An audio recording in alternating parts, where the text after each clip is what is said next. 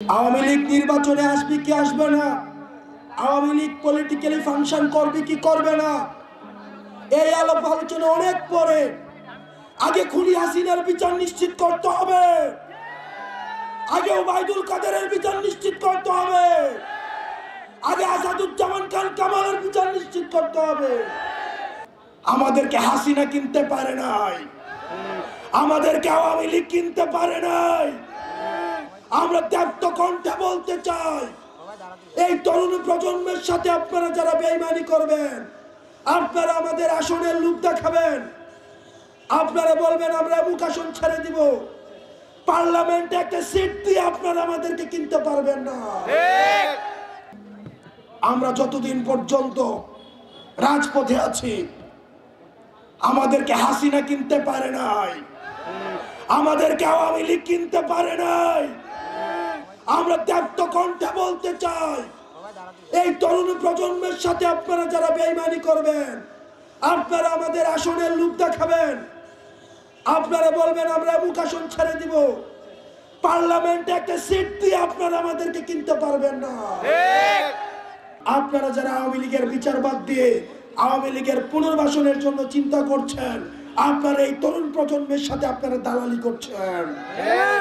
প্রিয় সহযোদ্ধা, আপনারা দেখছেন আমাদের ক্রিয়াশীল যে রাজনৈতিক দলগুলো, তারা খনিজ ফ্যাসিস্ট শেখ হাসিনার বিচার নিয়ে তাদের মধ্যে আমরা কোনো কথা দেখি না। আমরা দেখি আগামী নির্বাচনে আওয়ামী লীগ থাকবে কি থাকবে না সেটি নিয়ে তাদের মধ্যে আলাপ আলোচনা হচ্ছে, কিন্তু আওয়ামী লীগকে কিভাবে নিষিদ্ধ করা যায় সেটি নিয়ে তাদের মধ্যে কোনো আলাপ আলোচনা নাই। কারণ তাদের মধ্যে ভোট ব্যাংকের চিন্তা রয়েছে, তাদের মধ্যে আওয়ামী লীগের ব্যবসার চিন্তা রয়েছে, আওয়ামী লীগের পুনর্বাসনের মধ্য দিয়ে আওয়ামী লীগের ব্যবসাগুলোকে তারা দখল করতে চায়, আওয়ামী লীগের রাজনৈতিক কাঠামোকে তারা দখল করতে চায়। আমরা তরুণ প্রজন্ম স্পষ্টভাবে বলতে চাই, আওয়ামী লীগ নির্বাচনে আসবে কি আসবে না, আওয়ামী লীগ পলিটিক্যালি ফাংশন করবে কি করবে না, এই আলাপ আলোচনা অনেক পরে।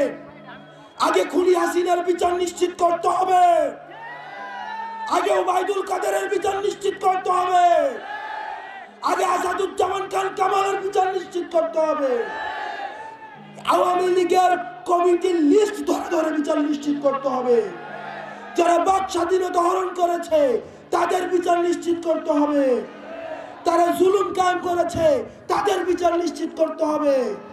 আগে তাদের বিচার নিশ্চিত করা হবে, তারপরে ওই আলোচনা আসবে যে আওয়ামী লীগ পলিটিক্যালি ফাংশন করবে কি করবে না।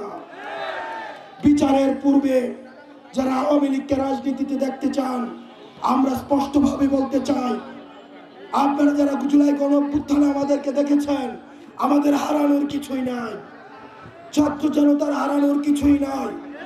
স্পষ্টভাবে বলতে চাই, নির্বাচনে আওয়ামী লীগ আসবে কি আসবে না সেই আলাপ বাদ দিয়ে আওয়ামী লীগের বিচার নিশ্চিতের জন্য প্রত্যেকটি রাজনৈতিক দল থেকে আপনারা আলাপ তুলুন।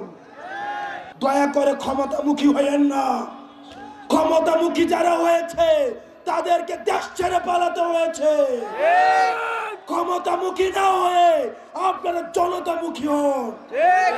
আপনারা যতক্ষণ পর্যন্ত জনতামুখী হবেন, তরুণ প্রজন্ম আপনাদেরকে সঙ্গ দিবে। হাসিনার পথকে আপনার অনুসরণ করার প্রয়োজন নাই, আপনারা ক্ষমতা কাঠামোকে অনুসরণ করার প্রয়োজন নাই। আপনারা যে শপথ নিয়ে মানুষের সেবা করতে এসেছেন, আপনারা সেই সেবাটি করুন। আপনারা যদি মনে করেন কোন রাজনৈতিক দলের দালালি করবেন, তাহলে হারুনকে যেভাবে দেশ থেকে পালাতে হয়েছে, বেনজিরকে যেভাবে দেশ থেকে পালাতে হয়েছে, জনগণ যেভাবে ছুঁড়ে ফেলেছে, তাহলে কিন্তু আপনিও সেই কাতারে লিপিবদ্ধ হবেন। পুলিশ এবং জনতা আমরা ভাই ভাই, সুতরাং রাজনৈতিক বিভাজনে না গিয়ে আমাদের আওয়ামী লীগের পুনর্বাসনের প্রশ্নে আমরা ঐক্যবদ্ধ থেকে তারা যেন আর পুনর্বাসিত না হতে পারে সেই জায়গায় ঐক্যবদ্ধ থেকে পরবর্তী বাংলাদেশ বিনির্মাণ করবো আমরা।